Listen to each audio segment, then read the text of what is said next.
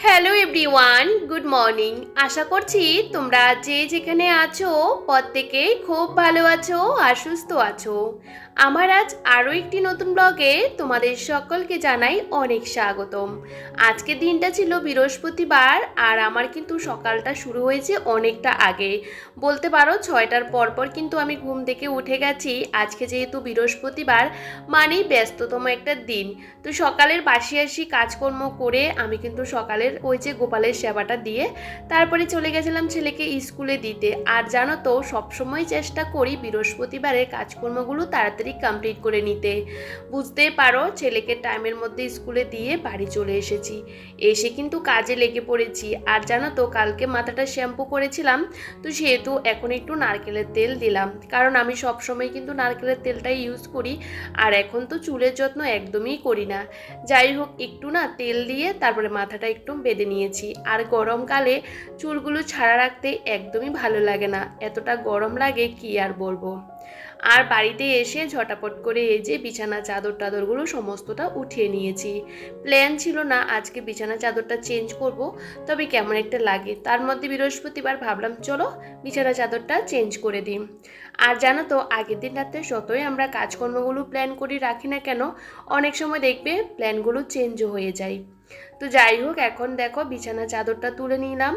আর আমি যদি আগের দিন রাতে প্ল্যান করে রাখি যে বিছানা চাদর তুলবো, সেটা কিন্তু সকাল সকাল তুলেই ভিজিয়ে রাখি, তাতে কাচা ধোয়া করতেও অনেকটাই সুবিধা হয়। আর এক এক করে ঘরটা গুছিয়ে নেব। সকালবেলা আমি ঘর গোছাই না কেন বলো তো, ছেলেকে স্কুলে দিয়ে এসে তারপরে ঘরের কাজগুলো করি। সকালবেলা ঘুম থেকে উঠে আমার বাইরে অনেক কাজকর্ম করতে হয়। সকালবেলা বাসি কাজকর্ম করেছিলাম, বাড়ির চারপাশটা ভাবলাম একটু পরিষ্কার করব, সেটা আর করা হয়নি, কারণ আমি একটু দোকানে গেছিলাম ওই যে টুকিটাকি জিনিসপত্র নিয়ে আসার জন্য, তো সেগুলো নিয়ে আসলাম। বুঝতেই পারো একার সংসার হলে না এদিকে সেদিকে দৌড়াতে হয়, একটা সংসারে না অনেক কিছু দরকার হয় জানো তো, মানে অনেক কিছুরই প্রয়োজন লাগে আর সবটা কিন্তু আমাকেই করতে হয়। তো সবসময় মাথায় থাকে না, অনেক সময় মাথা থেকে না সমস্ত কাজকর্মগুলো বেরিয়ে যায়। যখন একবার কাজগুলো ধরি না তখন একের পর এক কাজ কিন্তু হাজির হয়। তার মধ্যে বৃহস্পতিবারে কিন্তু কাজের পরিমাণটা অনেকটা বেশি, তার সাথে পুজো দিতে আমাদের বেশ খানিকটা সময়ও লেগে যায়। যাই হোক এদিকে দেখো ঘরটা একটু ভালো করে মুছে নিয়েছিলাম, কারণ জানো তো মোছামুছির কাজগুলো না করলে আবার ভালো লাগে না। কারণ দেখবে প্রত্যেকটা জায়গার মধ্যে এত পরিমাণে ধুলো হয়ে থাকে রোজ দিন মোছার পরও। আর দেখো টিভিটার চারপাশে কতটা পরিমাণে ধুলো বসে গেছে, প্রত্যেকটা দিন মোছার পরও না ওই যখন ঘরের ভিতরে আসি তখন দেখি চারপাশে সাদা সাদা ধুলো পড়ে থাকে। আর এই কাজগুলো একটা দিন না করলেও ভালো লাগে না। আমরা প্রত্যেকটা গৃহিণী কিন্তু সবসময় চেষ্টা করি ঘরের প্রত্যেকটা কর্নার পরিষ্কার পরিপাটি করে রাখতে, কিন্তু অনেক সময় আমরা সময়ের অভাবে সেই কাজগুলো করতে পারি না। তবে জানো তো বুদ্ধি করে সংসারের কাজগুলো করলে না অনেকটা সহজে কাজগুলো কিন্তু করা যায়। যেমন আমি সবসময় চেষ্টা করি একটু সময় ঘর দুয়ার গোছানোর জন্য বের করে নিই। তবে আমারও কিন্তু সংসারে প্রচুর কাজ আছে, সবটা যদিও বা তোমাদের সাথে শেয়ার করতে পারি না, কারণ আমার বাড়ির চারপাশটাও কিন্তু আমাকে পরিষ্কার পরিচ্ছন্ন করে রাখতে হয়। তো যাই হোক বন্ধুরা এখন এই যে ঘরটা ভালো করে গুছিয়ে নেব। আর ঘর দুয়ার যতক্ষণ গোছানো থাকে না ততক্ষণ মনে হয় যে কোনো কাজই করিনি, তাই না? আর এই যে জায়গাগুলো কিন্তু আমি খুব সুন্দর করে সরিয়ে সরিয়ে সবসময়, মানে সবসময় বলতে পারো পরিষ্কার করে রাখি, সেহেতু কোনো ধুলো বা জলটুল থাকে না। আর সবসময় দেখবে ঘরের জিনিসগুলো যেটুকু পারা যায় সবসময় যদি একটু সরিয়ে সরিয়ে পরিষ্কার করতে পারি না, তখন বিশ্বাস করো বেশ ভালো লাগে। তখন মনে হয় যে না ঘরটা একদমই ক্লিন আছে। আর নিট অ্যান্ড ক্লিন ঘর সবারই ভালো লাগে। তো দেখো এখন ঘরটা ভালো করে গুছিয়ে নিয়েছি, এখন তাড়াতাড়ি করে ঘরটা ঝাড় দিয়ে নিচ্ছি, কারণ যত তাড়াতাড়ি কাজগুলো করব তত তাড়াতাড়ি আমার জন্য ভালো। আর আমি সবসময় কাজগুলো স্টেপ বাই স্টেপ করার চেষ্টা করি, কারণ স্টেপ বাই স্টেপ কাজগুলো করলে তাহলে কাজগুলো কিন্তু অনেকটা সহজে তাড়াতাড়ি হয়ে যায়। আর এই ঘরটা ভালো করে ক্লিন করে ঝাড়টা দিয়ে চলে এসেছি এই ঘরে। এই ঘরটাও কিন্তু আমি সকালবেলা কিন্তু বাসি কাজের সময় গুছিয়েছিলাম, তবে ওই যে ছেলে লাপালাপি করাতে একটু এদিক সেদিক হয়ে গেছে। আর আমি সবসময় কিন্তু বালিশগুলোকে এভাবে গুছিয়ে রাখি, কারণ বালিশগুলোর নিচে অনেক সময় কি বলতো পরিষ্কার থাকে, তারপরে একটু উঠিয়ে পরিষ্কার করে নেওয়ার চেষ্টা করি, যেহেতু আমরা রাতেবেলা ঘুমাই না, যদি কিছু ঢুকে থাকে সে কারণে। আর এখন এক এক করে কিন্তু ঘর আমার গোছানো হয়ে গেছে। ওই যে বললাম সকালবেলা এই কাজগুলো করে নিয়েছিলাম, আর সে তো এখন ভালো করে কিন্তু ঘরটা ঝাড় দিয়ে নেব। তো দেখবে টুকটুক করে যদি কাজগুলো সেরে নিতে পারি অনেকটা ভালো লাগে। আমার সবসময় এভাবে কাজ করতে বেশ ভালো লাগে। আমি সবসময় না ঠান্ডা মাথায় কাজগুলো করার চেষ্টা করি। এখন তো বেশ গরম পড়ে গেছে, আমাদের এখানে বেশ গরম লাগে জানো তো। সকালে যতই উঠি না কেন কিন্তু কাজগুলো করতে করতে ঠিক রোদ্দুরটা চলে আসে, আর রোদ্দুর উঠে গেলে তখন আর কাজ করতে ভালো লাগে না। আর দেখবে সকালে উঠলে না মনের মধ্যে আলাদা একটা পজিটিভ এনার্জি কিন্তু কাজ করে। যাই হোক, আজকে কয়েকটা দিন আমাদের এখানে রাতেরবেলা ভীষণ ঝড় হয়, আর সকালবেলা চারপাশটা একদম পাতা পড়ে অবস্থা খারাপ হয়ে যায়। আর আমি সবসময় কিন্তু এই সমস্ত জায়গাগুলো পরিষ্কার করতে করতে আমার সমস্ত দিনটা ওই যে এভাবেই চলে যায়। আর আমরা বেশিরভাগ গৃহিণীরা আগের দিন রাতে কাজগুলো প্ল্যান করে রাখি যে পরের দিন কিভাবে কিভাবে কাজগুলো করব। তারপরে অনেক সময় দেখবে কাজগুলো করতে করতে আমরা একসময় হাঁপিয়ে যাই, তারপরেও কিন্তু সেই কাজগুলো একটানা আমাদের করতে হয়। তবে কি বলতো, ওই যে রাতেরবেলা ঝড় হয় কিন্তু বৃষ্টি হয় না, প্রচুর পরিমাণে হাওয়া দেয় আর কি, সে কারণে ঘর দুয়ারের অবস্থা ভীষণ খারাপ হয়ে যায়, আর সেগুলো মোছামুছির কাজটা কিন্তু রোজ দিনই করতে হয়। আর এদিকে আমি কিন্তু ঘর বারান্দার সমস্ত কিছু মুছে নিয়েছি ঝাড়টার দিয়ে, সেগুলো আর তোমাদের সাথে শেয়ার করিনি। রোজ দিনের কাজগুলো আমার না শেয়ার করতে ভালো লাগে না, যেহেতু এই কাজগুলো আমাদের করতে হয় সেহেতু তোমাদের সাথে শেয়ার করার চেষ্টা করি। যাই হোক, বেশ অনেকটা দিন হয়ে গেছে, ভাবলাম টমেটো গাছগুলো তুলে নেব। সকালবেলা ঝাড়টার সমস্ত কিছু দেওয়া হয়েছিল, কিন্তু এই গাছগুলো না তুলতে ইচ্ছে করছিল না। কি বলতো, গাছগুলো আমি অনেকটা কষ্ট করে লাগিয়েছি, আর বিশেষ করে দানা ফেলার পরে এই গাছগুলো হয়েছে, ভীষণ পরিমাণে টমেটো হয়েছিল। আর বেশ কিছু টমেটো আমি তুলে নিয়েছিলাম কালকে। আসলে এখন তো রোজ দিন আর ভিডিও করি না, ভালো লাগে না। তো জানো তো বন্ধুরা, টমেটোগুলো অনেকটা খেয়েও নিয়েছে, ফোকা না কি জানি, তারপরে ভাবলাম এগুলো রেখে আর লাভ নেই, সে কারণে এক এক করে এখন তুলে নিচ্ছি। তবে জানো তো, আমি না আমার এই যে উপরে জায়গাগুলো আছে এগুলোর মধ্যে ইচ্ছে করে অনেক সময় গাছপালা লাগাতে, তবে জায়গাটা একদমই জঙ্গল হয়ে থাকে দেখে লাগাতে ইচ্ছে করে না। দেখবে বাড়ির সামনে এরকম জংলা হয়ে থাকলে না তখন ভালো লাগে না। তো যাই হোক, কী করবো বলো তো, বাড়িতে যদি সেরকম জায়গা না থাকে, আমার না সাইডে ওই যে নিচু জায়গা, তো সে কারণে সেরকম কিছু গাছপালা লাগালে হতে চায় না, তো সেহেতু সেখানে আর লাগাই না। মনে করো লাউ কুমড় এই সমস্ত গাছগুলো লাগানো হয়। আর দেখবে একটু উপরে টুপরে লাগালে বেগুন টেগুন কিন্তু বেশ ভালো হয়। তবে ওই জায়গাগুলোর মধ্যে মাটি ফেলতে হবে, যখন আমাদের বাউন্ডারিটা ভেঙে মানে তোলা হবে তখনই মাটিটা ফেলা হবে আর কি, এখন আর তোলা হয় না। তো কি বলতো, এই যে বাড়িতে টুকিটাকি আমি গাছপালা লাগিয়েছি, তো এখানে বেগুন গাছগুলোর মধ্যেও বেগুন হয়েছে, তো ভাবলাম কিছু বেগুন তুলে নিই। বেশি বেগুন বড় হয়ে গেলে না খেতে ভালো লাগে না। আর দেখো এক এক করে কয়েকটা টমেটো তুলে নিলাম, আর সাথে এখানে আমি পেঁয়াজ লাগিয়েছিলাম, তোমাদের শেয়ার করেছিলাম যখন লাগিয়েছিলাম। তো দেখো পেঁয়াজ কিন্তু হয়েছে একদমই ছোট ছোট। আমি কিন্তু কোনো সার ওষুধ কিছুই ব্যবহার করিনি, শুধু একমাত্র জলটাই ইউজ করেছি। আর দেখো মোটামুটি পেঁয়াজগুলো কিন্তু বেশ ভালো হয়েছে।